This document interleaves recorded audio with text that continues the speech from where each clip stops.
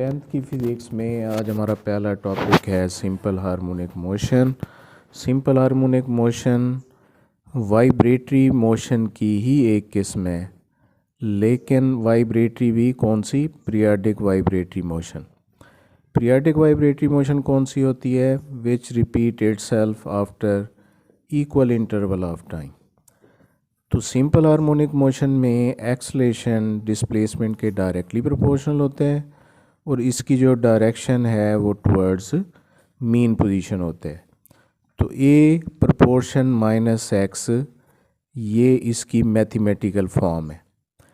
तो जो दो एग्जांपल सिंपल हार्मोनिक मोशन की हमें स्मार्ट सिलेबस में दी गई हैं, उनमें से एक है मास स्प्रिंग सिस्टम और दूसरी है simple pendulum.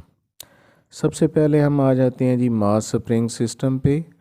Mass spring system है क्या? जब आप एक स्प्रिंग को के साथ एम मास का एक बॉडी अटैच कर देते हैं और उसको एक फ्रिक्शनलेस हॉरिजॉन्टल सरफेस पे रख देते हैं, तो ये मिलके क्या बना लेता है जी?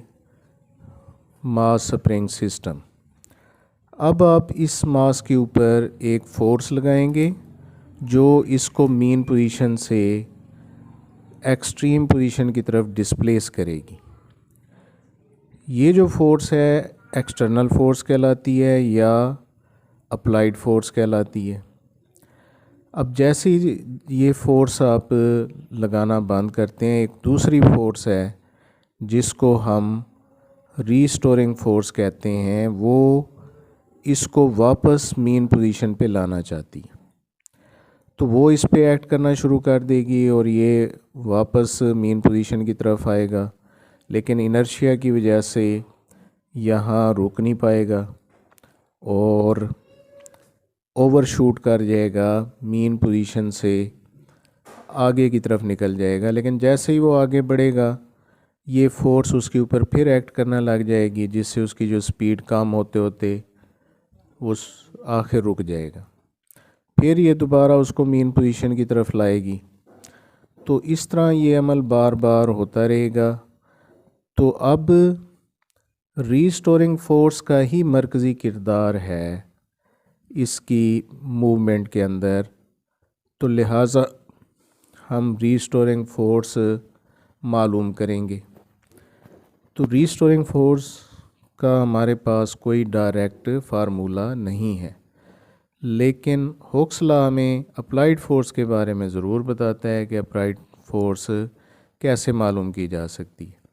हुक्स लॉ के मुताबिक अप्लाइड फोर्स ये इक्वल होती है के एक्स के। यहाँ पे के क्या है? स्प्रिंग कांस्टेंट है और इसका जो ताल्लुक़ है वो स्प्रिंग की स्टिफनेस के साथ होता है। जितनी स्टिफनेस स्प्रिंग की ज़्यादा होगी उतनी के की वैल्यू भी ज़्यादा होगी, और ये रेशो बनती है बिटवीन फोर्स एंड लंबाई में इजाफा स्प्रिंग की। अच्छा, अब जो रीस्टोरिंग फोर्स है वो इसी का यानी इस अप्लाइड फोर्स का रिएक्शन होती है। तो लिहाजा उसका फार्मूला क्या बनेगा? F is equal to minus k x. Newton second law के मुताबिक हम ये भी जानते हैं कि फोर्स किसके इक्वल होती है? एम ए के। अब इन दोनों इक्वेशंस को हम कंपेयर करते हैं, तो एम ए ये इक्वल होगा माइनस के एक्स के। तो ए फिर किसके बराबर है? माइनस के ओवर एम एक्स। के ओवर एम जो है ना वो कांस्टेंट है, इसको जब हम रिमूव करेंगे तो हमें क्या लेना पड़ेगा जी? Sign of proportionality. तो ये जो फॉर्म बनी है ये मैथमेटिकल फॉर्म है सिंपल हार्मोनिक की, जो ये ज़ाहिर करती है कि जो मोशन है सिंपल मास स्प्रिंग सिस्टम की वो दरअसल क्या है? सिंपल हार्मोनिक मोशन है। इसके अलावा इसके टाइम पीरियड का फार्मूला भी हमें दिया हुआ है t is equal to 2πm/k square root, ये टाइम पीरियड का फार्मूला है। तो ये हो गया हमारा आज का पहला टॉपिक, यानी मास स्प्रिंग सिस्टम।